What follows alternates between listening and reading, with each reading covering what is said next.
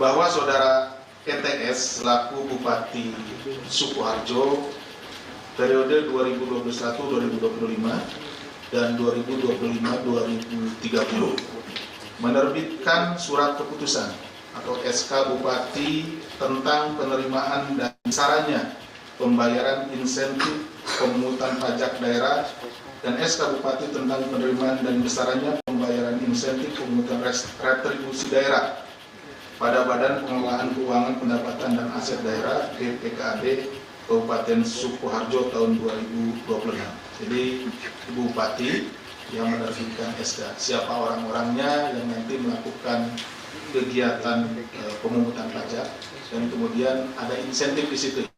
Ya, rekan-rekan, ada insentif dari hasil pajak yang dipungut terhadap orang yang ada di dalam SK. Bahwa terbitnya kedua SK Bupati tersebut diduga digunakan sebagai alat. Ya, jadi SK ini kemudian digunakan sebagai alat oleh ETS untuk melakukan tindak pidana pemerasan, setoran upah pungut atau UPY. Jadi nanti ya dijelaskan lebih lanjut bahwa istilahnya ini, gampangannya, lo kalau mau masuk ke SK ini kan dapat upah tuh, nah, boleh, tapi ada bagian lo, ya, gitu ya, oke ya. Di lingkungan BPKAD Sukoharjo, di mana ETS meminta saudara RCH selaku Kepala BPKAD Pemkab Sukoharjo mengumpulkan sekitar 40% dari insentif yang diterima oleh sejumlah pegawai pada BPKAD. Jadi tadi, insentifnya dari yang seharusnya diterima 100%, ya, dipotong 40%. Jadi kalau kamu mau, ya harus kasih 40% dari insentif yang diberikan kepada orang-orang yang ada atau pegawai-pegawai yang ada di SK tersebut. Permintaan ETS ini diduga melanjutkan tradisi Bupati sebelumnya yang juga merupakan suami dari ETS. Jadi Bupati Sukoharjo ini 2 periode sebelumnya itu suaminya. Jadi sebelum saudari ETS ini sebelumnya suaminya. Dengan kode perintah tambahan upah pungut kayak onoto, ini mohon maaf ini hafalnya, memang menggunakan bahasa daerah ya, seperti itu. Ini bukan diada-adakan, tapi hasil permintaan keterangan yang disampaikan oleh para saksi, seperti itulah. Yang artinya tambahan upah pungut itu kemarin kan orang bayar, kamu kesini kan tidak bayar, maksudnya masuk ke masuk ke SK-nya itu nggak bayar. Pada no karo bapak, artinya samakan dengan bapak. Jadi berarti samakan dengan bapak itu ya dulu pernah dilakukan sama bupati sebelumnya.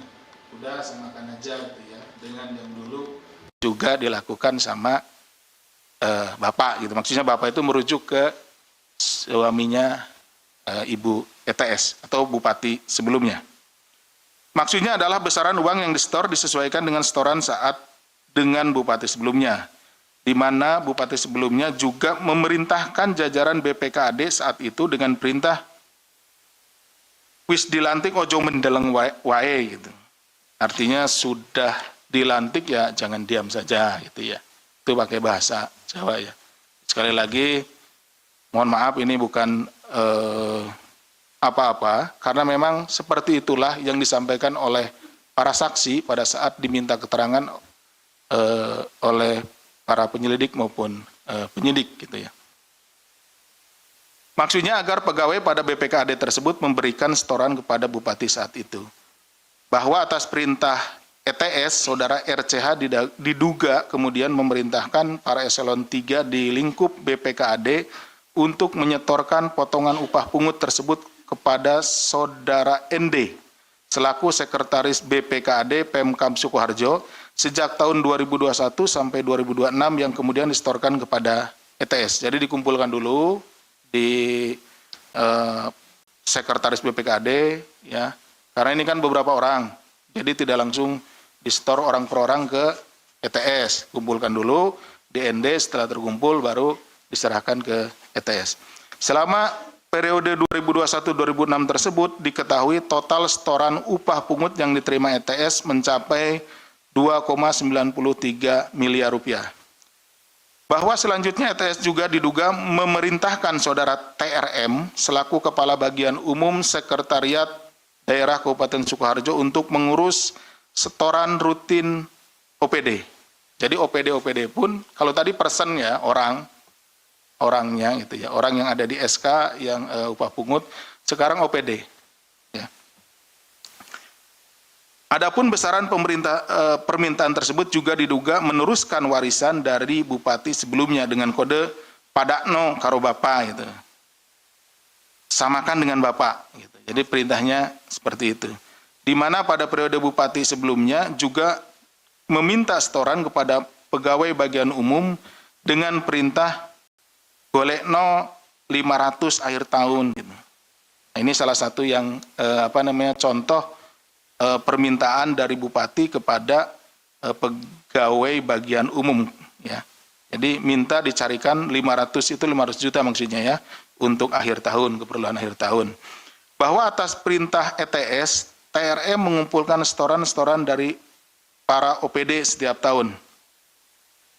Dan pada momentum THR, selain itu TRM juga diduga memberikan setoran yang berasal dari bukti pengeluaran fiktif dan markup pengadaan pada bagian umum Pemkab Sukoharjo. Informasi ini akan didalami tentunya ya. Jadi karena ada beberapa yang juga masih kita dalami informasinya. Jadi ada yang informasinya sudah lengkap tadi ya terkait pemotongan UP, kemudian ada pemberian-pemberian lain yang baru disampaikan oleh teman-teman atau oleh saksi kepada teman-teman penyidik. Nah, dari situ kita akan perdalam. Selama periode 2024-2026, total penerimaan ETS dari setoran rutin OPD yang dikumpulkan TRM sebesar 840 juta rupiah. Dengan rincian sebagai berikut, tahun 2024 245 juta rupiah, tahun 2025 350 juta rupiah, dan tahun 2026 245 juta rupiah. Maksudnya sampai dengan bulan ini ya. Sedangkan uang yang dikumpulkan RCH pada tahun 2022 sampai 2024 yang berasal dari setoran UPD ini mencapai 1,2 miliar rupiah. Atas penerimaan tersebut ETS menggunakannya antara lain untuk kepentingan pribadi. Kemudian terkait dengan peristiwa tertangkap tangan, peristiwa tersebut terjadi pada tanggal 9 Juli 2026. Tim KPK mengamankan sejumlah 18 orang ya, di 3 wilayah, yakni di Sukoharjo, Solo, dan Wonogiri. Selanjutnya para pihak dimintai keterangan yang pada awalnya di Polresta Surakarta, kemudian sejumlah 9 orang diantaranya dibawa ke Gedung Merah Putih KPK untuk diminta keterangan lebih lanjut.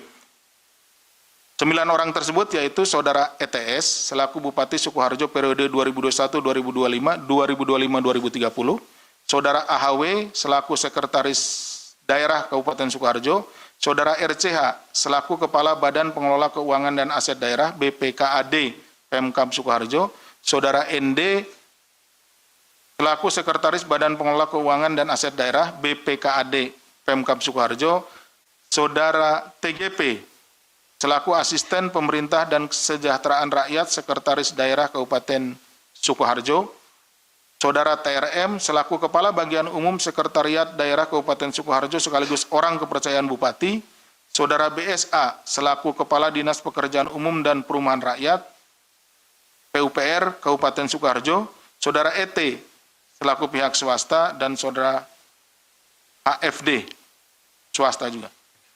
Dalam kegiatan penyelidikan tertutup ini, tim KPK juga turut mengamankan barang bukti dengan total mencapai 21,2 miliar dengan rincian sebagai berikut. Uang tunai 6,4 miliar, uang dalam bentuk valuta asing senilai kurang lebih 7,5 miliar rupiah dengan rincian pecahan Singapura dolar 460.350 Singapura dolar, dolar Australia atau Australian dollar 30.000 Australian dollar, dolar Amerika atau USD 31.300, yen Jepang 586.000, kemudian ringgit Malaysia 12.210, kemudian bat Thailand 34.585 bat. Serta logam mulia dengan pecahan 100 gram sebanyak 25 keping atau total 2,5 kilogram, atau kira-kira kalau dikonversi ke harga sekarang sekitar 7,3 miliar. Sejumlah barang bukti tersebut diantaranya diamankan di ruang kerja RCH, brankas milik Bupati di Wonogiri dan Laweyan, serta diamankan dari saudara ND. Berdasarkan kecukupan bukti permulaan yang sah, KPK kemudian menaikkan perkara dugaan tindak pidana korupsi terkait pemerasan di Pemkab Sukoharjo ini ke tahap penyidikan dan menetapkan 3 orang sebagai tersangka, yaitu 1 saudari ETS selaku Bupati Sukoharjo periode 2025-2030. 2. Saudara RCH selaku Kepala Badan Pengelola Keuangan dan Aset Daerah BPKAD Kabupaten Sukoharjo. Dan 3. Saudara TRM selaku Kepala Bagian Umum Sekretariat Daerah Kabupaten Sukoharjo.